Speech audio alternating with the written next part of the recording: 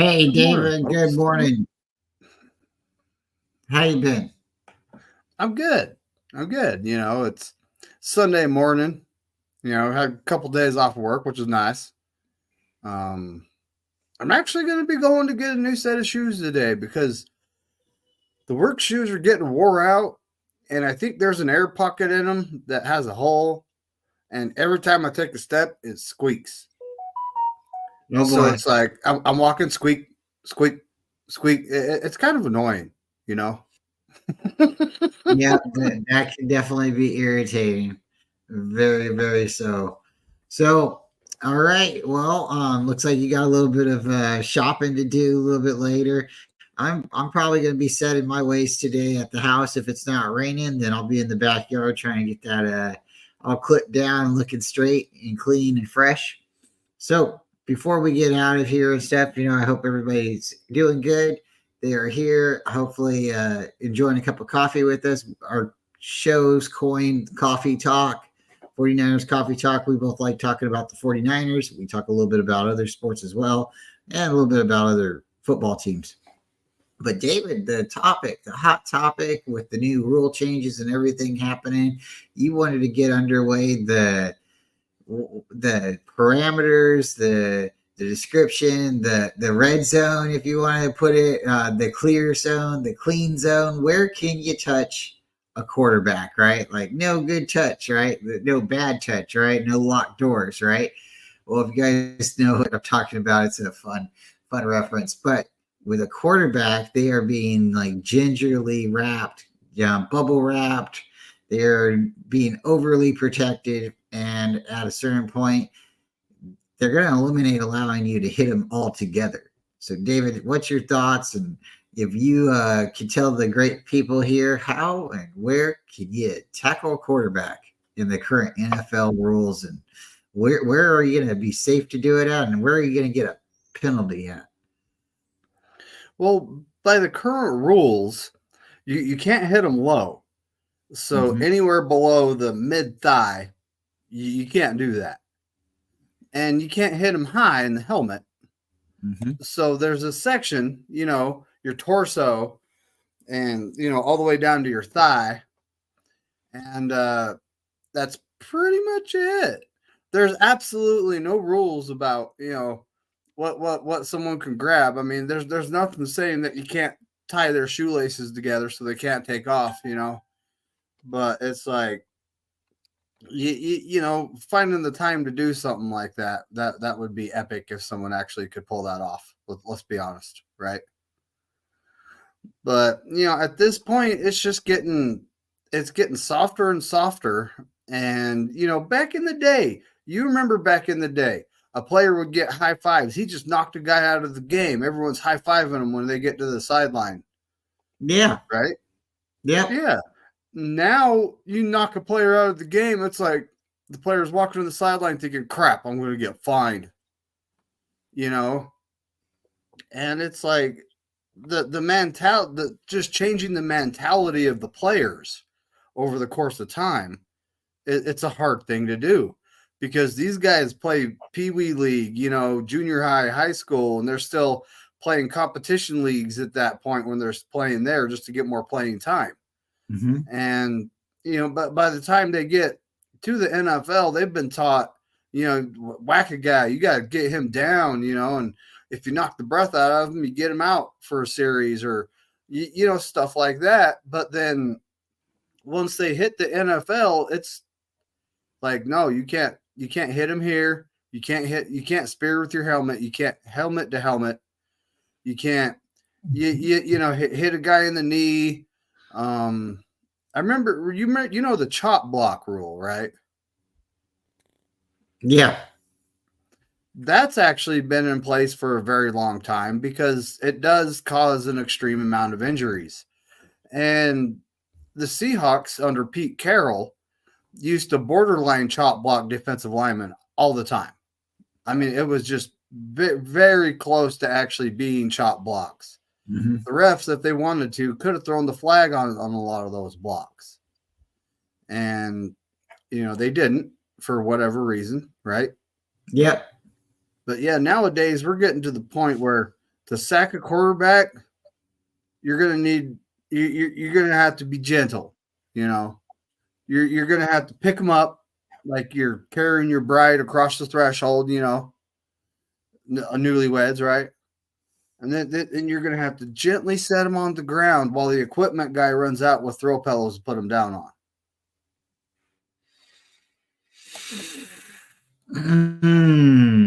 Wow. Things are So getting complicated here. They definitely are. They definitely are. So there's old Joe. There's the GOAT standing next to our current head coach's dad. Is that Steve Young standing back there? Is that number 8? That is Steve Young standing back there. So look, if you're looking at Joe, you see the NFL symbol right here. That's about the high. That's the highest you can hit a quarterback. And then you go down to what you see where his thigh pads are. That's the lowest you can hit a quarterback. So that's the section. And on top of that, you can't, when you're hitting them, you can't put your weight on them. And I honestly think it's ridiculous, but you can't fall with your weight on them. You got to kind of fall to the side. And I mean, all this thinking that the defensive lineman has to do is making their job incredibly complicated. And if you think about it, it's all meant to not injure the QB. But what about the defensive lineman that's twisting his body weird ways to try to not break the rules, right? It doesn't seem like the NFL cares about the defensive lineman. But, you know, and like Nick Bosa, do you remember that sack? Was it not last season, but the season before? He got flagged for a clean hit.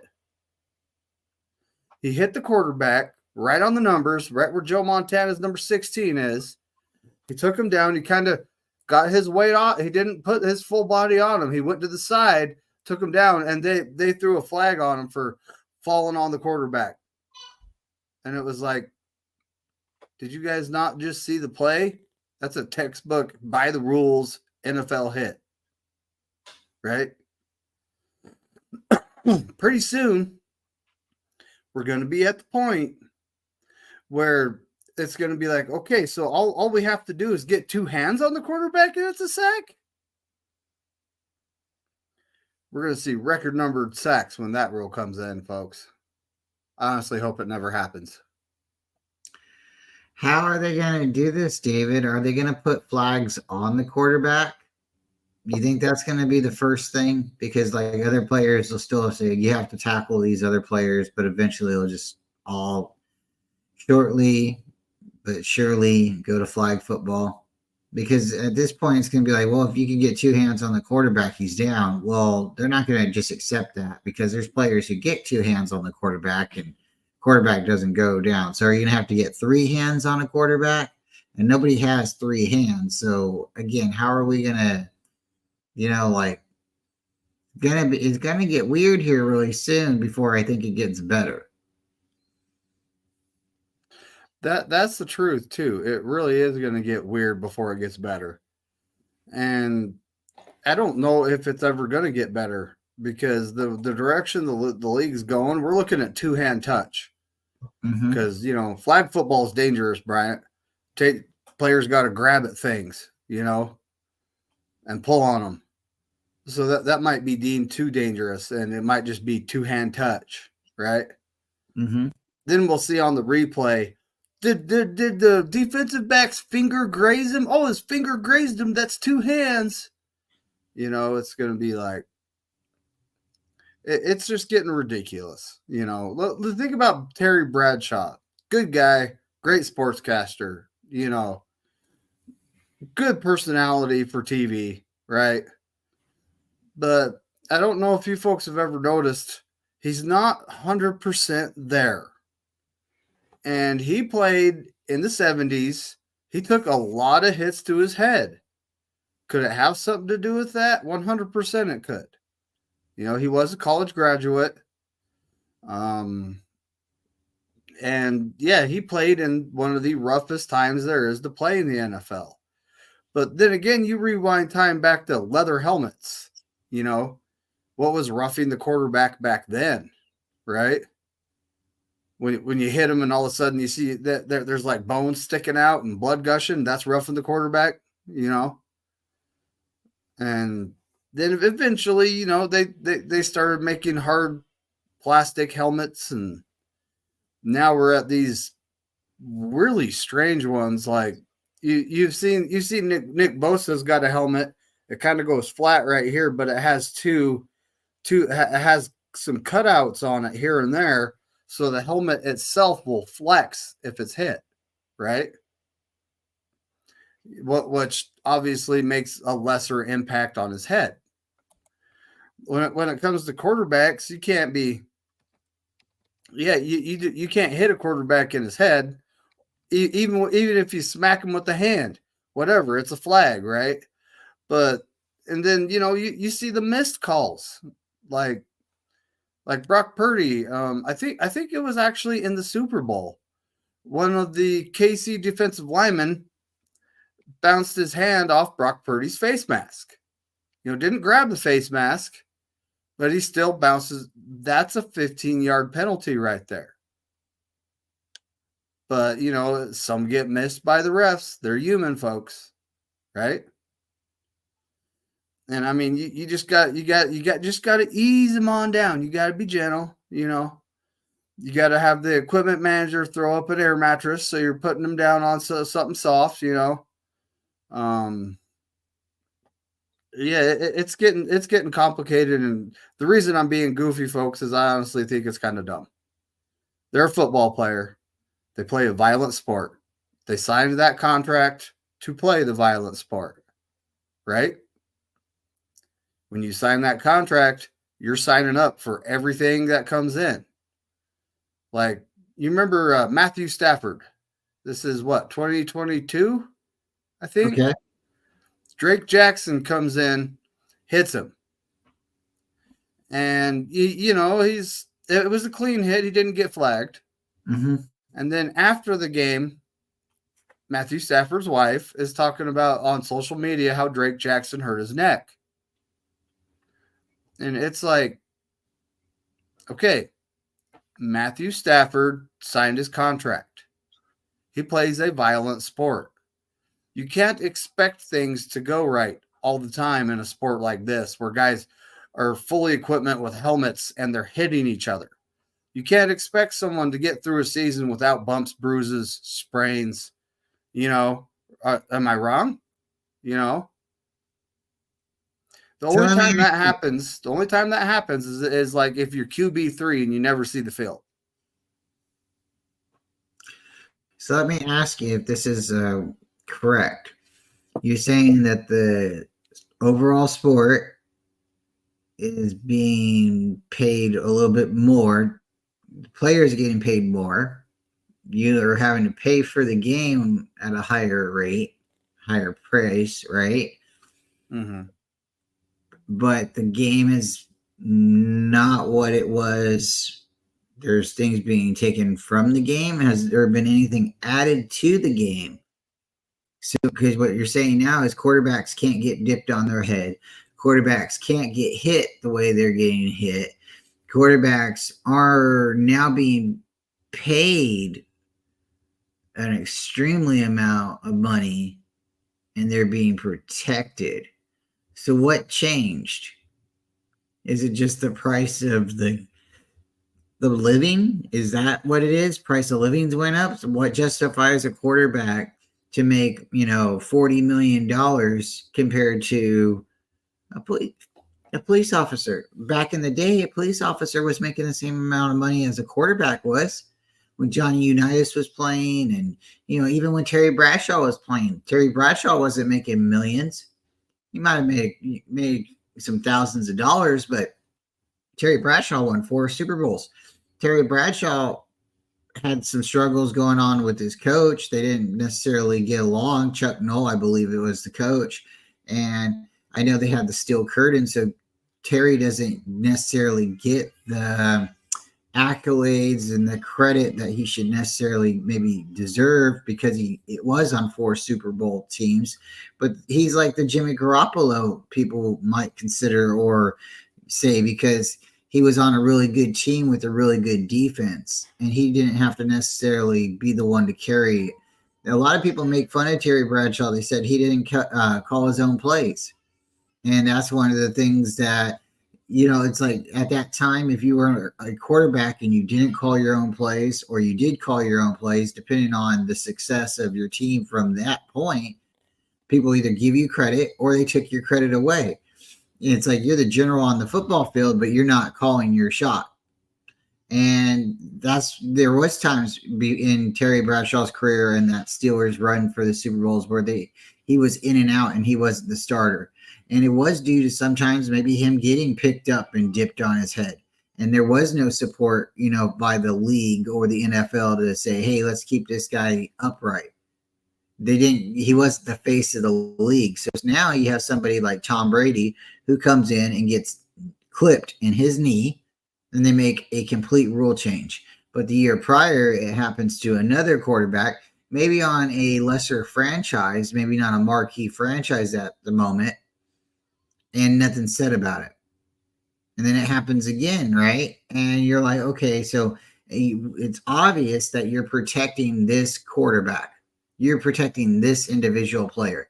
When you take, for example, Joe Theismann and him getting his leg broken in half, it takes what until Alex Smith comes back in and how many times does a player have to get hurt and then another player have to have the same injury before you say, oh, this is too dangerous? Well, if it's too dangerous, then why does the price of the job matter, right? It should be about the life. It should be about, like eliminating the injuries altogether. They're not going to stop football, but they are going to keep watering it down until it's not really what it was.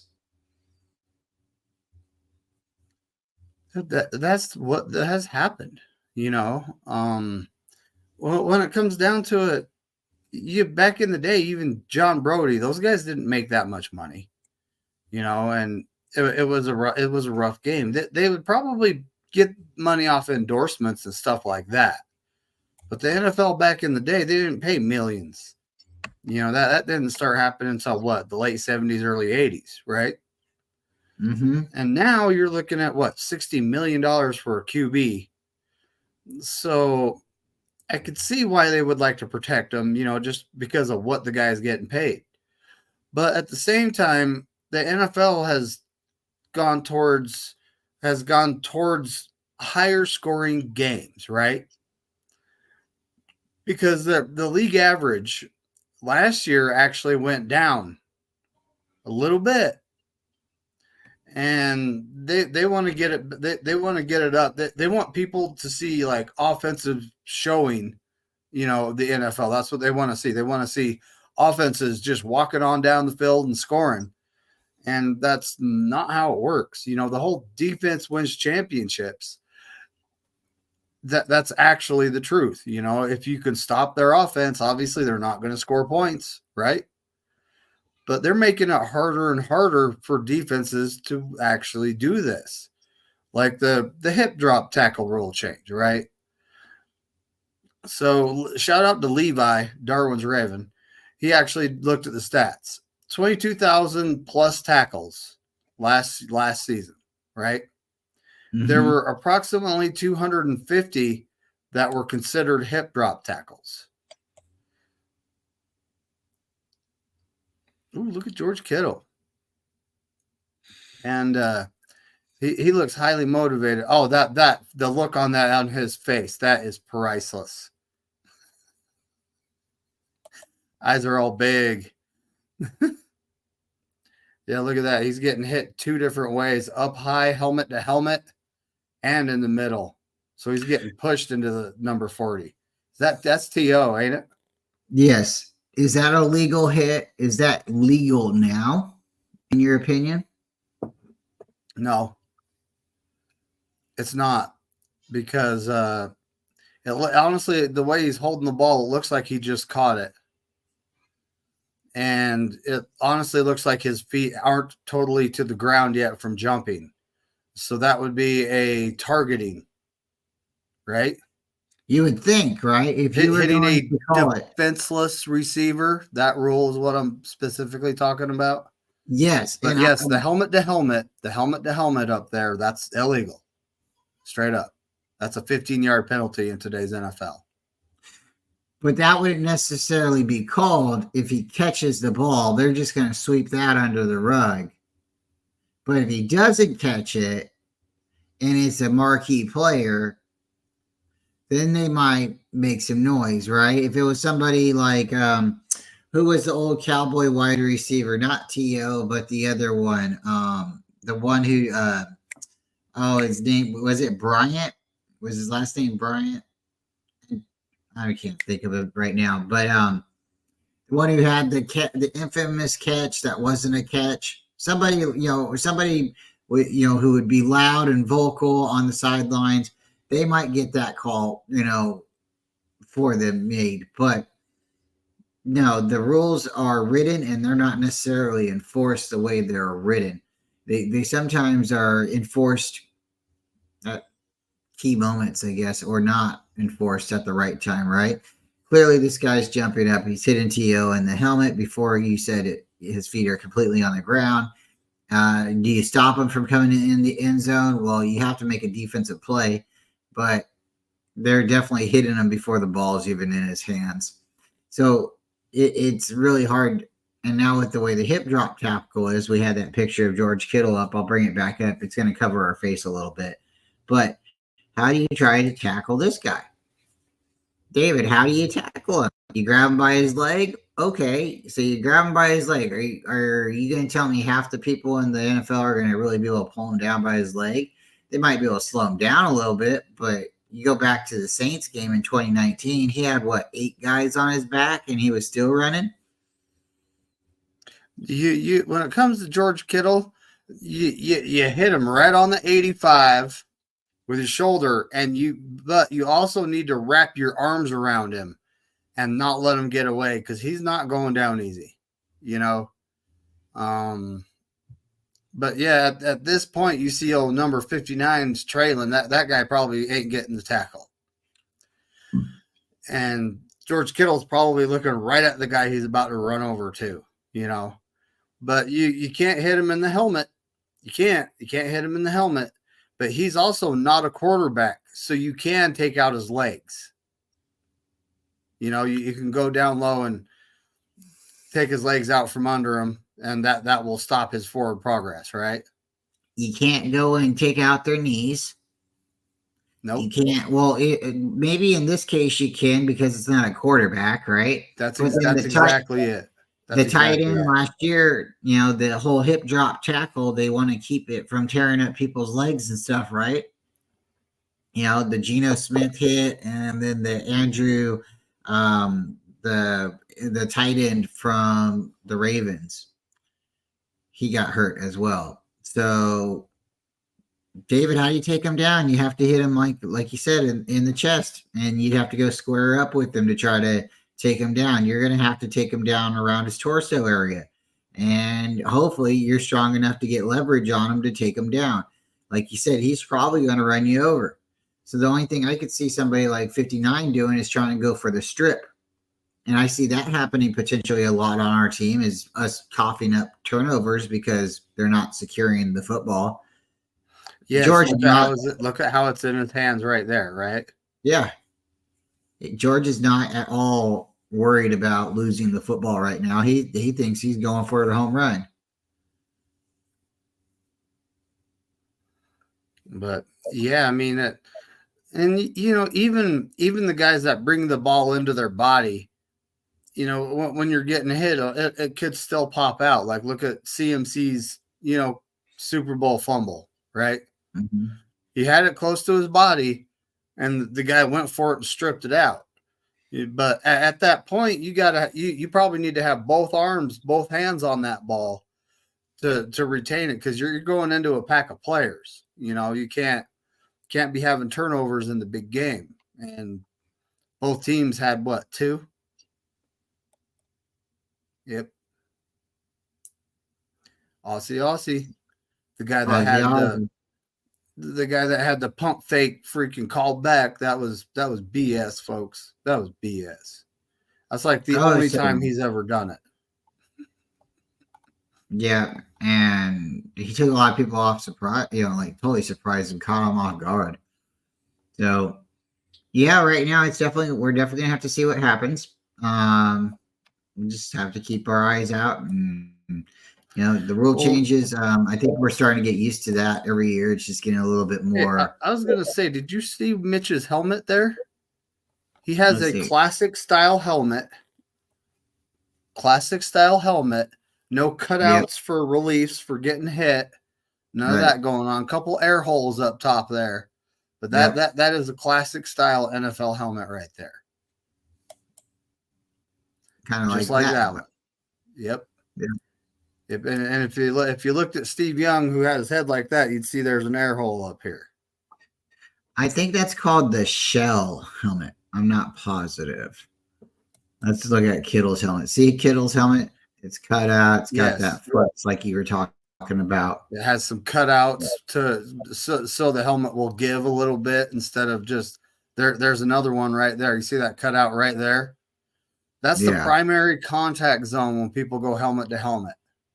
Is where his cutout is, right above his SF symbol on his face mask. and it flexes. Yep.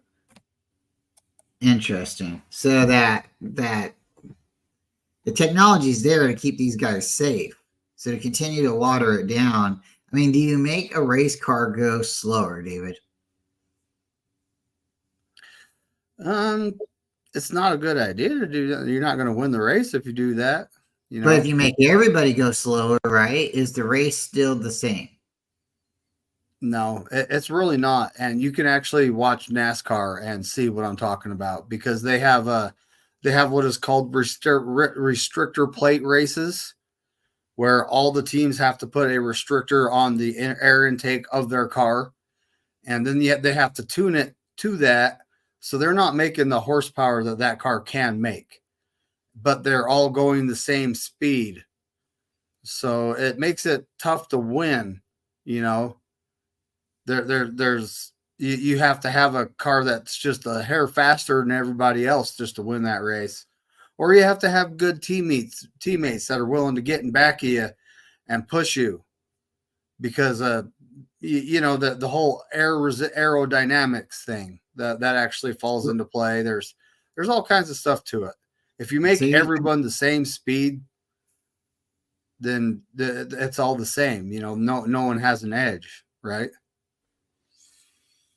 yeah, I mean, that's kind of it's the same thing then, right? So if you take everything away from these teams that they're currently doing right now and you keep watering it down, you're making it less fast, you're making it less of a tackling game, less of a hitting game, less football, right? You're making it more and more arena football league, right? And eventually then just make it arena football league. Is there tackling in arena football league? I don't know. I don't watch it long enough to see if everybody's scoring, So it's like, hey, if that's what the league wants to go to, then do it. Make all the fields the same thing and AstroTurf, take football away a little bit, make the football fields 50 yards and call it something different than football, right? Arm ball or something like that. It's not football. Take the kicker out of the game too. Let's get fun, right? But then it's not football anymore, is it? So they're gonna have to figure something out, David. I think it was a good conversation today. I really do. I think we had some good points. How you feeling about a draft? You want to do a draft real quick before we get out of here? We could. So Jason, Captain Niner Massey, I'd say he has the best hat in the NFL, but he now has a first mate, TJ, who's got the same hat. He got promoted, though. He's not swabbing the decks anymore. He's the first mate now, folks. Well, he says BA agent denies the rumor that he asked for a trade. Well, I hope so. I like BA, but I like a lot of players and they're not all on the 49ers either. And, BA needs to go to a different team to be, felt a little bit better, or maybe utilized, hey, can't hate the man, right? It's all about that green dollar bill that we're all chasing, right? Because the more money you get, the more problems you have. I mean, the less problems you have, right? That's the way it works out, right, David? I mean, Yes. you know, there, there's an example, having a fast car and maybe having another fast car, you might want to race them, and shout out to Rashid Rice, or that's our Kansas City guy, right? Yes. You are on top of the world and you make a mistake, and hey, that might have cost you a lot more than you think, right? Sure, it could have cost a lot of lives. And I'm not here to, not here to point blame or say anything like that. That's not it at all. But you got to be careful. And you, again, it's about your life, right? And other people's life. And you have a very small opportunity or a great opportunity to do what you're doing in life and make money and be able to drive a fancy car and a fast car like that. So you do. Life is very short. But if you have a fast car, though, you got to be responsible about it. And, Rashid Rice wasn't. So does this open up a door for BA to go to Kansas City? I hope not, but goodness. Definitely, I mean, he wants to go to a team where he would be utilized, right? And that definitely I'm getting more coffee. BRB. No worries, no worries. That definitely could be a landing spot for Mr. BA. I wouldn't like to see it, but yeah, we're going to do a draft here in a few minutes and run through it really quickly. And we got Teradome and Jason popping in. And let's see. He says, Tracy Chapman, you got a fast car. Yeah.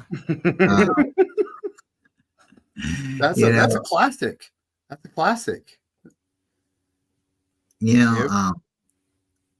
Gotta be careful. Even if you're driving a Volkswagen, you still gotta be careful. Cars are fast, and sometimes you're not paying attention, or you're doing something and you feel real good, and then you're not necessarily just paying complete attention. And sometimes being overexcited is not necessarily the best thing either, because sometimes you shouldn't be behind a wheel. And again, we've seen it happen with a lot of players, a lot of wide receivers recently too, David. If I'm being honest with you, it's like we've had some really top-notch wide receivers, first round picks, get into a car and make some bad decisions, some real bad decisions. Yes. And I have a car. It ain't slow.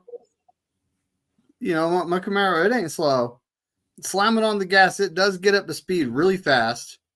But when it comes to enter the city, you can't do it. The car is too fast to be messing around on the city streets. It is.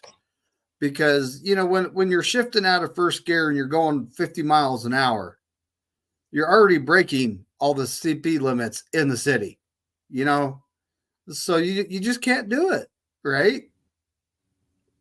And yeah, that car is kind of it's kind of insane. It has I bought it used. Yeah, the former owner put a GM factory cam upgrade on it at the dealership, so it is not stock. It looks like it is though. You pop the hood, it sure looks like it, but it's not.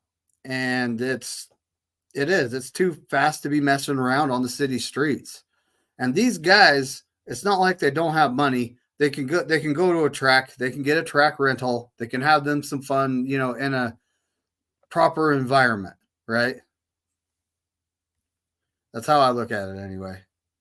Although we're down to the Motorsports Campus, not sponsored YouTube, in Utah, because Rocky Mountain Raceway, which was my favorite place to go, shut down and is getting turned into a subdivision, unfortunately. I like cars. My whole family, we all like cars. Cars are a lot of fun, and you got to be careful. You really got to be careful. And right, you want to hear fun though? So at the Rocky Mountain Raceway place, I believe it closed in 2017, somewhere around there. They used to have this thing on Friday night, and everybody, you got to take the day off of work and head down there to get entered in, because it was run what you brung. Like anything goes, So it was so entertaining, because you saw cars that had no business going up against each other. You had motorcycles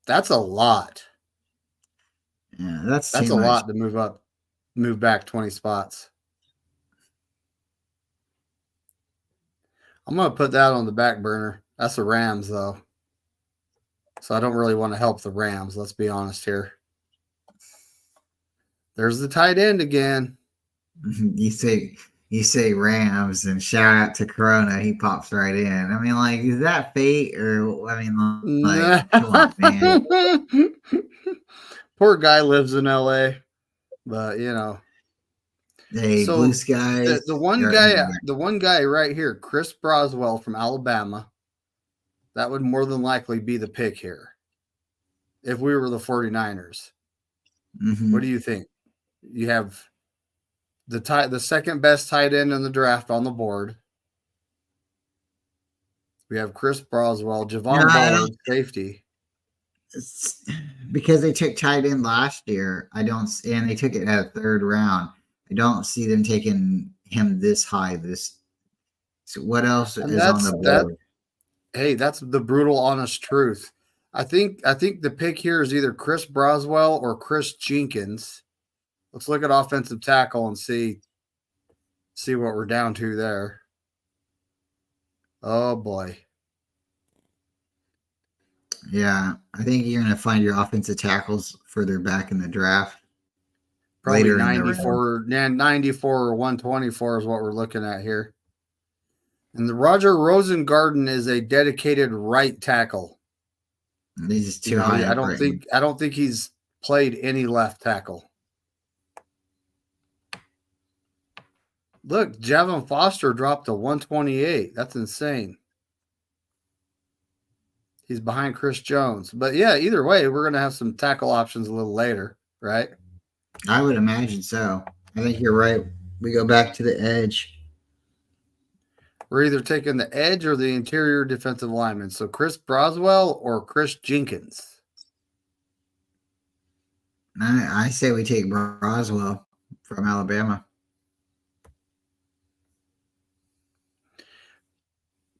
And you never know what's actually going to happen, but having edge depth, that's something that we definitely need. Well, do you think Drake Jackson's coming back, or do you think he's going to be playing more than one game this year? I mean, we let Chase Young go, That's right? not enough. Adam Peters is on the phone. Rams are on the phone again. No thanks. And the Vikings, no thanks. I agree. Hey, look at that. Look at that. We got Karen Amagadi. I took a wild stab at it. I don't think I said that right. Drake Jackson, for whatever reason, he didn't come into the NFL in game shape. He needed to put a lot of weight on in the locker room and the weight room, and he just wasn't able to do it. That's true. That's true. And we'll see that this year is it. If he can't do anything, we might end up trading him for a stale bag of chips that's been opened in half ate. But we got I'm targeting three guys right here. Karen, the offensive tackle from Yale right there. I don't want to hack up his last name again. Blake Fitcher, the offensive tackle from Notre Dame, and Cedric Von Prawn, the center from Georgia.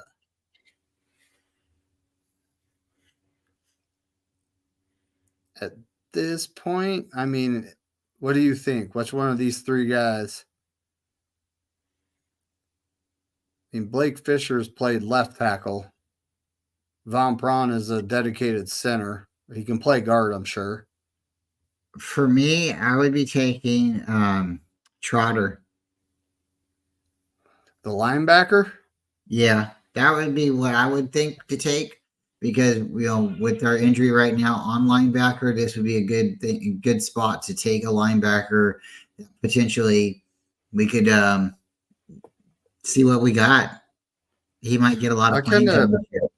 I honestly think that we did take D. Winters and Jalen Graham last year. Yeah, and we signed Campbell.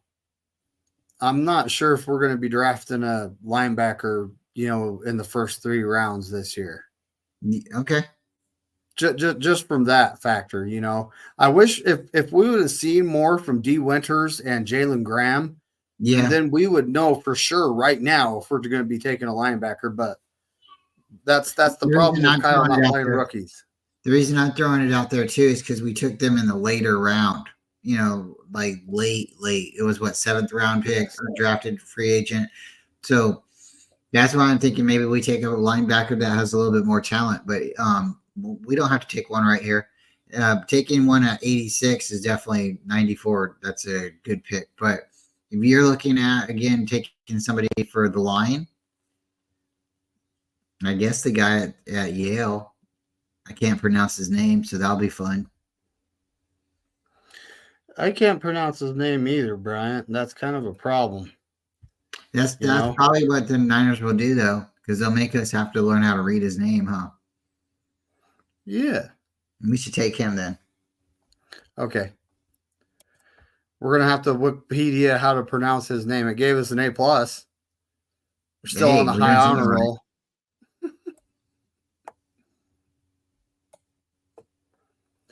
But yeah, now's where we start thinking about our wide receiver 3, which could Ronnie Bell be wide receiver 3? I honestly think he could. Yep. Could and no, Cowboys, I am not taking any trade with you. Chargers, nope, that's all next year. That's not terrible, but not great. I'll put that one in my pocket. That's not a bad trade, but it's the Cardinals. That's a bad one. I wouldn't do that. That's a bad one. I don't really like trading with teams. I don't really think we're going to be trading on this pick.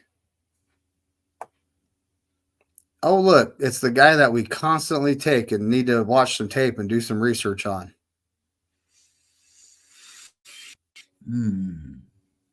Mahogany. The thing about Boston College interior offensive linemen are reliable. There's a history there. Right? In the NFL, I'm not talking about 49ers. I'm talking about NFL. Boston College guards, interior offensive linemen are reliable. Anyway, what position do you think we target here? There's another guard. There's that small wide receiver. I don't think he would last long with us. Edge, and offensive tackle. So take Mahogany for the pick. It's worth it. He is the best value, right? Yeah. We have one trade offer. Trent Baalke has an injured player he's looking at. Oh boy. We know that's true. He likes his injured guys. He does. They're pushing us to take offensive linemen in this whole draft. Oh, you know who's gone. Wide receiver Braden Rice. Yep. And that's the guy I was targeting for the Juwan Jennings replacement for the future. But then again, you never know what Ronnie Bell could do. He could end up in the Dante Pettis situation and be permanently placed in the doghouse until they cut him. Well, I think Ronnie Bell has a lot of opportunities to step up because we don't have Ray anymore. As far as Raiders. That makes sense. Brendan Rice is on the Raiders. Picked him. Wow. At 112. See, taking him at 94 isn't crazy, folks. People don't like it. They're like, oh, he's a legacy player. We don't want to take him. Okay. Watch him go play somewhere else and be great. You'd be like, oh, we should have taken him. Yeah, you should have taken him. Well, I don't expect him to be like his dad. You can't. You can't. Be better than that. Jerry Rice is like a lifetime best wide receiver in the NFL. There will be no other wide receiver in the history of the league that will beat what he did. I don't know, David. I mean, like, think about it. He's supposed to be like a little taller, a little faster. He knows what the numbers are his dad put up, and the way the offense is in the league is moving. They're gearing for more scoring. You get on a team where they can feed him the ball, and he might surpass his dad in the long run. That's true. He might. You never know, right? It just won't be the same game, though, right? That's right. But with Luke McCaffrey is still on the board. I kind of feel like he'll be there at 135.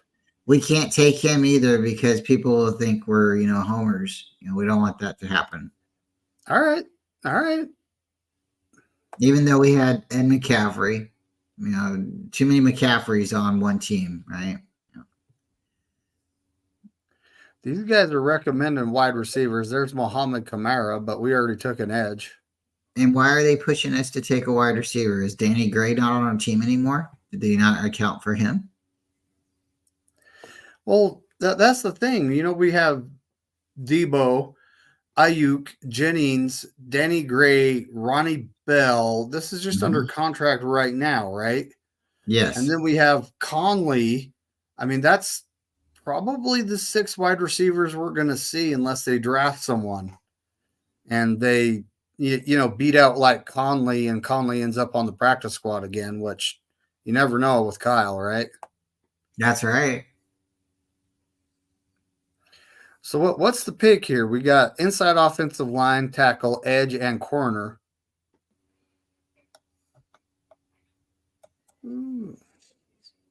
Running back? Everybody would be so mad if we take running back. I know. Linebacker. Oh, but we already took a linebacker, right?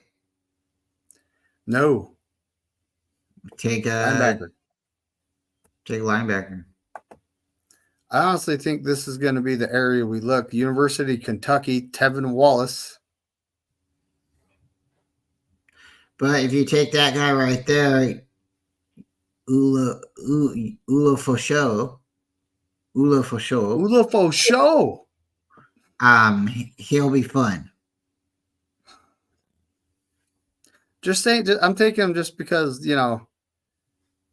I'm not going to be able to say his name. And wow, the Rams are offering a lot for that.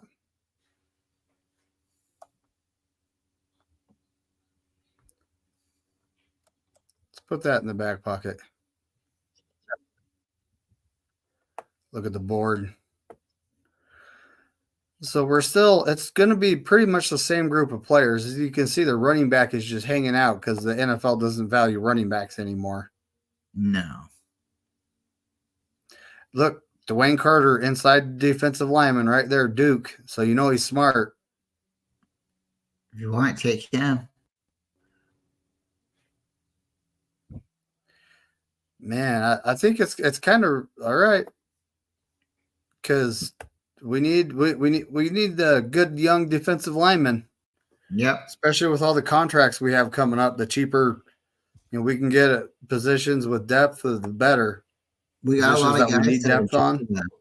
We got a lot of guys that are just 1-2 year contracts. So, if we get a defensive lineman when we let somebody like Armstead walk, it's going to be a little bit cheaper for our pocket for just a couple seasons, right? Yes. There's Sony Vaki, the guy we've met with twice. And we took a safety yet? No. Oh, look at who it's recommended. It's recommended Luke McCaffrey right here. We'll have to say hard pass. Take a 138. Sony Vaki? Yeah. And no, I don't know if that's actually how his first name is pronounced, folks. It might be Sayan. I don't know. It might be. We'll have to do some pronunciations. Hooked on phonics. McCaffrey just got drafted. But honestly, I look at Luke McCaffrey, and I honestly think that if they're going to take any one of the legacy players, it's going to be him. Maybe Frank Gore Jr. late, but it's going to be Luke McCaffrey because he's 6'2", runs a 4.4 40. He's. If I'm correct, if I'm correct, Marvin Harris' son is in the draft too. I think he's a wide receiver as well. He is the top wide receiver prospect according to all the scouting websites and anything you can pretty much read scouting wise. He is the top prospect. Interesting. Another legacy player, another legacy family. NFL legacy player. Yes. Yeah. It's projected to be great, huh? Oh, Jordan Travis. Now, the only reason I kind of like this QB is his name. It just reminds me of like a movie villain, Jordan Travis. Take him. I'm for it. It's not that I don't like Brock Purdy. I just need a quarterback that we can depend on. And if we get a quarterback in the draft, they got to see something in him for the amount of time that he played. So if he's played significant time in college, then I believe he can come into our team, and with the weapons that we have, they can work around it. Sorry about the ad, folks. That didn't even give me an option to exit out. That's messed up. Yeah, well, we'll take us in because it's a cheap QB for 4 years. We're about to enter Brock Purdy's contract situation anyway, right? Mm-hmm. Ooh. There's your tight end. Which one? Oh, which one? I like Eric All because we're familiar with that school when it comes to tight ends. George Kittle. Yeah. Take him for the price. The price is right. It is. Price is right. Gave us an A+ at $215. Dang, we only have one B, and it was that linebacker, that Ulu show. It's like it was because we took him 4 picks early. We took him at 136. Right, so now we're at the point. We're at the point where this guy's probably. We have not drafted a wide receiver or a running back. Wow, we really haven't drafted a wide receiver. I kind of like Matt Lee, to be honest with you.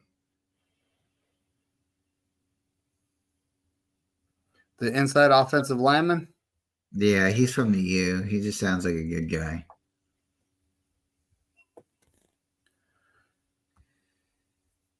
I'm just curious. I know he's probably gone. He is. Nope. There he is. He fell down the boards. We haven't been drafting him. If you want him, you can have him. I think. Well, at this point, we could hope to get him a free agent wise. 266. Why is he falling down the boards? They've been listening to you talk, David.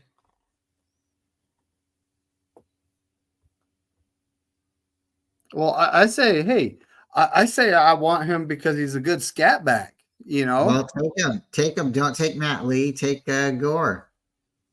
We're taking Matt Lee. All right. I know it's insane, right? But now we have all kinds of like inside offensive line competition going on, and that's an area we need competition going on. We took 3 linemen. We did. We took 3 offensive linemen. We need good competition going on there. We need to see improvement, and the only way to see improvement is introduce some competition, right? It's the only way. We took an interior defensive lineman, 1 edge, a linebacker, 2 edges. No, 1 edge, right? Did we only take 1 edge? Yep. Took a safety, which that safety could end up being our kick returner because he plays both ways. This guy right here, Sione Vaki. He was a running back and a safety. Could end up being our kick returner, folks. It gives an A+ for that pick. That's it does. It did at 176. Gave us an A+ for corner Nate Wiggins, which that inspires competition in that group too. But you have All-Pro Chavarius Ward. You have a guy that's in a contract extension talk with us, Diamador Lenore, right? They keep pushing us to take a corner, and they keep pushing us to take him. I don't know.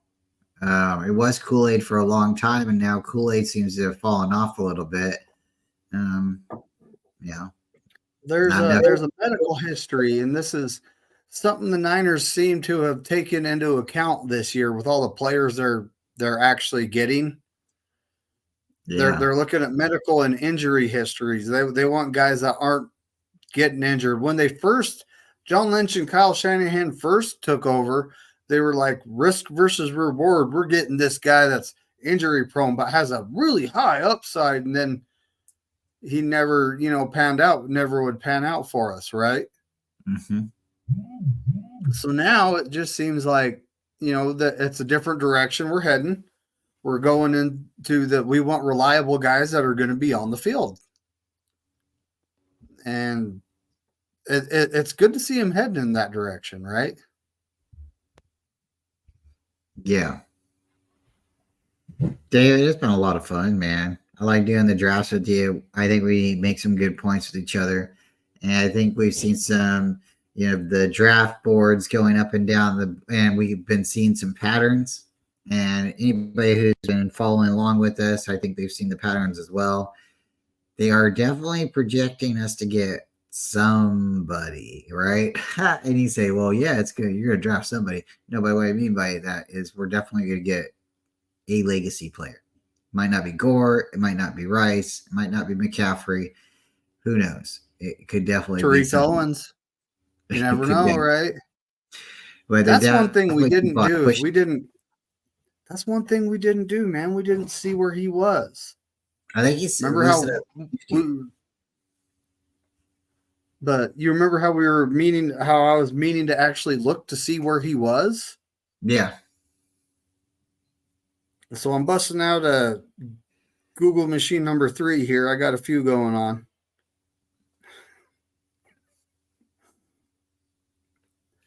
I'm going to go like I'm drafting, and I'm going to search until I find him.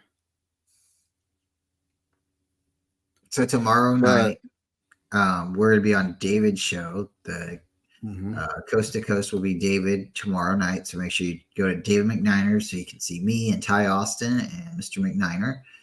And then let's see, trivia night Wednesday. And then we'll be back at it on Friday, and Saturday we'll be doing our normal coffee talk, and Sunday as well. And then here soon we will be doing the draft. It's going to be a lot of fun, folks. So you'll see some notifications. I'll be posted on the YouTube community, on Twitter, and on Facebook. And if you guys are, out and about and you can't watch the draft, but you want to listen to somebody, doing something about it, we'll be doing some reporting. We'll be talking about the players and, definitely letting you know who's being selected at the time, because we will be covering it live. So definitely tune in. It's going to be a lot of fun. David? Dude, I can't find him in the top 500 at all. At wide receiver, I'm looking through safety, and I just hit 500. Where is the guy? Well, don't know. I would have to say maybe only the shadow knows. So we'll have to find out. We'll have to keep searching. David, it's been a lot of fun. Folks, thank you very much for coming. Please like and subscribe to both channels if you haven't. And if you get a chance, you want to pop on the other side and hit the like button, we appreciate it.